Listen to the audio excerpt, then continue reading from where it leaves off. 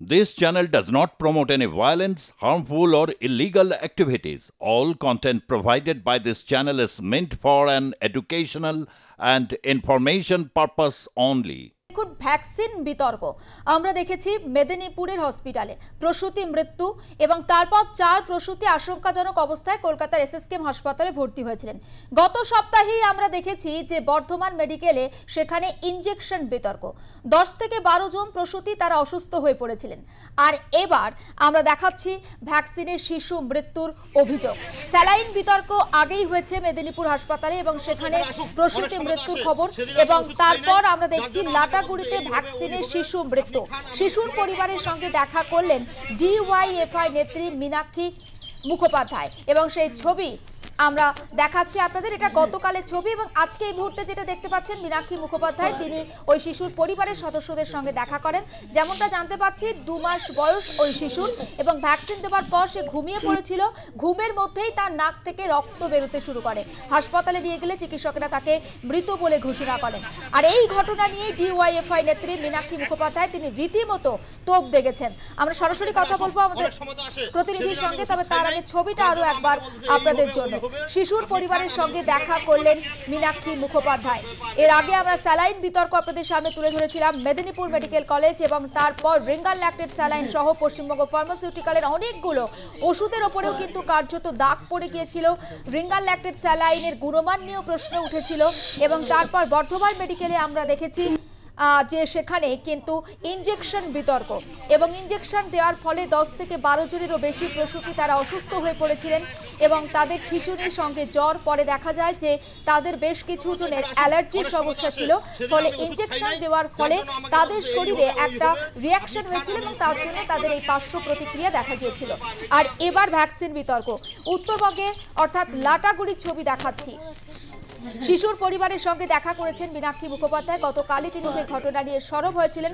তিনি বলেছিলেন যে জাল ওষুধে কার্যত এ রাজ্য ছেয়ে গিয়েছে, বিভিন্ন ওষুধের গুণমান নিয়ে প্রশ্ন উঠছে এবং শাসক দলকে কটাক্ষ করতেও ছাড়েননি ডিওয়াইএফআই নেত্রী। আজকে তিনি ওই মৃত শিশুর পরিবারের সদস্যদের সঙ্গে দেখা করেন। টিকা দেওয়ার পর প্রায় 1.5-2 মাসের ওই শিশু শরীরের অবস্থার অবনতি হয়। বাড়িতে এসে সে ঘুমিয়ে পড়ে, তারপর তার নাক দিয়ে রক্ত বেরোতে দেখা যায় এবং ডাক্তারের কাছে নিয়ে গেলে তাকে মৃত বলে ঘোষণা করেন চিকিৎসক। আর এই ঘটনায় রীতিমতো উত্তপ্ত হয়ে ওঠে লাটাগুড়ি এলাকা। শিশু মৃত্যুর প্রতিবাদে অবরোধ করেন স্থানীয় বাসিন্দা এবং পরিবারের সদস্যরা। খবর পেয়ে ঘটনাস্থলে ক্রান্তি ফাঁড়ির পুলিশও পৌঁছায়। আর আজকে ওই শিশুর পরিবারের সদস্যদের সঙ্গে দেখা করলেন মীনাক্ষী মুখোপাধ্যায়। পশ্চিমবঙ্গে জাল ওষুধের ছড়াছড়ি, তবে যেভাবে চলছে জাল ওষুধ এবং সরকার নিজে বলছে যে ওষুধ জাল রয়েছে, জাল ওষুধ শুধুমাত্র ড্রাগ কন্ট্রোলে একটার পর একটা ব্যান করছে এমনটা নয়। আমরা মেদিনীপুর দেখলাম একজন প্রসূতি মা তিনি স্যালাইনের জন্য মারা গেলেন। বর্ধমানে দেখলাম বেশ কয়েকজন প্রসূতি তারা অসুস্থ হয়ে পড়লেন। আর এবার ভ্যাকসিনের জন্য শিশু মৃত্যু। শাসক দলকে কটাক্ষ ডিওয়াইএফআই নেত্রীর। আমরা কথা বলবো আমাদের প্রতিনিধি সুপ্রিয় বসাক সরাসরি রয়েছেন আমাদের সঙ্গে। সুপ্রিয়, গতকাল ঠিক কি ঘটনা ঘটেছিল সেটা জানবো, পাশাপাশি মীনাক্ষী মুখোপাধ্যায় আজকে গিয়েছিলেন ঘটনাস্থলে, তিনি ঠিক কি জানিয়েছেন? দেখো জুলেখা, যেমনটা আমরা কালকে দেখেছি সেটা হচ্ছে ডুয়ার্সের ক্রান্তি ব্লক, সেই ক্রান্তি ব্লক ক্রান্তি মোড় এলাকারই বাসিন্দা। তাদের সন্তান গত পরশুদিন ভ্যাকসিন নিয়েছিল এবং ভ্যাকসিন নেওয়ার পরেই কিন্তু তাদের সন্তানের মৃত্যু হয়, এমনটাই কিন্তু তারা অভিযোগ করেছিলেন এবং সেই অভিযোগে উত্তাল হয়ে ওঠে রীতিমতো লাটাগুড়ি ক্রান্তির যে জাতীয় সড়ক রয়েছে সেই জাতীয় সড়ক এলাকা কিন্তু উত্তাল হয়ে ওঠে।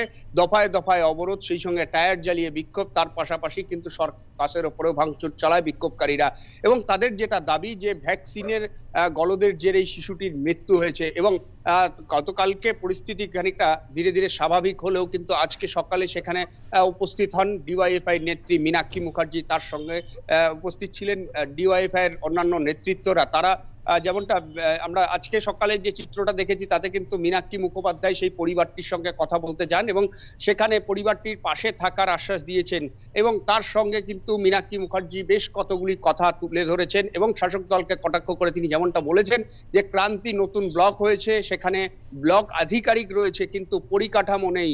পরিকাঠামোহীন অবস্থাতে কিন্তু স্বাস্থ্য ব্যবস্থা চলছে ক্রান্তি ব্লকে, এমনটাই কিন্তু তিনি অভিযোগ করেছেন। এবং শুধু তাই নয়, পাশাপাশি কিন্তু মেদিনীপুরের কথাও কিন্তু তিনি উল্লেখ করেছেন এবং পশ্চিমবঙ্গে যে জাল ওষুধের ছড়াছড়ি সেই কথা তিনি উল্লেখ করেছেন, যে পশ্চিমবঙ্গে জাল ওষুধের ছড়াছড়ি, এমনটাই অভিযোগ কিন্তু মীনাক্ষী মুখোপাধ্যায় এদিন করেছেন। এবং তিনি আরো তুলে ধরেছেন যে ড্রাগ কন্ট্রোলার দফায় দফায় কিন্তু বিভিন্ন রকমের জাল ওষুধকে ব্যান্ড করছে। সেই জায়গায় দাঁড়িয়ে এই ধরনের ঘটনা, যদি শিশুটির সত্যি ভ্যাকসিনের কারণে মৃত্যু হয়ে থাকে তাহলে অবিলম্বে সেটা ধরা দরকার, কারণ তা না হলে আরো শিশুর পরিস্থিতি কিন্তু এই ধরনের হবে। এই ধরনের ঘটনা কিন্তু আরো শিশুর সাথে ঘটনা ঘটতে পারে। এদিন তিনি এখানে পরিবারটির সঙ্গে কথা বলেছেন, কথা বলে পাশে থাকার আশ্বাস দেওয়ার পাশাপাশি কিন্তু দ্রুত সরকারের তরফ থেকে ব্যবস্থা নেওয়ার দাবি জানিয়েছেন। সুপ্রিয়, আরো একটা বিষয় জানতে চাইছি, শিশুটিকে এই যে ভ্যাকসিন দেওয়া হয়েছে সেই ভ্যাকসিনের যে গুণগত মান কিংবা ভ্যাকসিনের যে ডেট সেটা কি এক্সপায়ার হয়ে গিয়েছিল? যেখান থেকে ভ্যাকসিন দেওয়া হয়েছে, যে স্বাস্থ্যকেন্দ্র থেকে, সেখানকার যারা দায়িত্বে রয়েছেন বা চিকিৎসক তারা ঠিক কি জানাচ্ছেন? হঠাৎ করে কেন এমন ঘটনা? দেখো জুলেখা, স্বাস্থ্য দপ্তর সূত্রে কিন্তু যেটা খবর পাওয়া গেছে যে সেখানে কিন্তু একাধিক শিশুকে সেদিন ভ্যাকসিন দেওয়া হয়েছিল।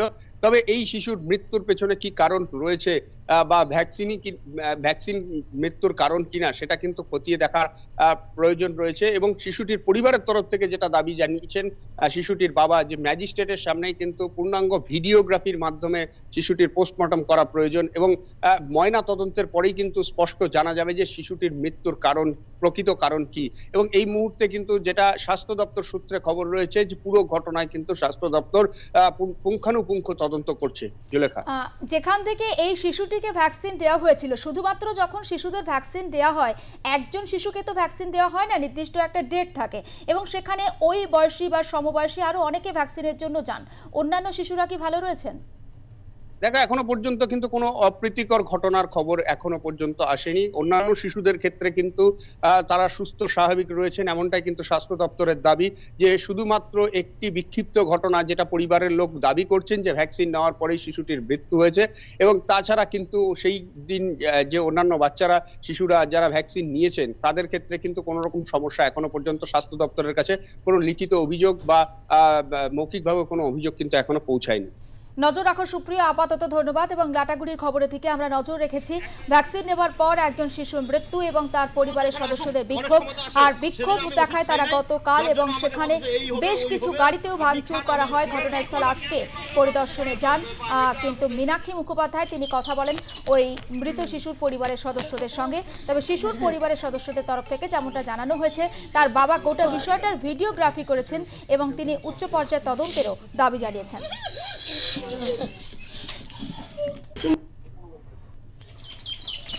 পশ্চিমবঙ্গে যেভাবে জাল ওষুধের ছড়াছড়ি হয়েছে, যেভাবে চলছে জাল ওষুধ, এবং সেই জাল ওষুধ সরকার নিজে বলছে যে জাল ওষুধ হওয়ার জন্য ড্রাগ কন্ট্রোলার অফিসগুলো ওষুধগুলোকে একটার পর একটা ব্যান করছে।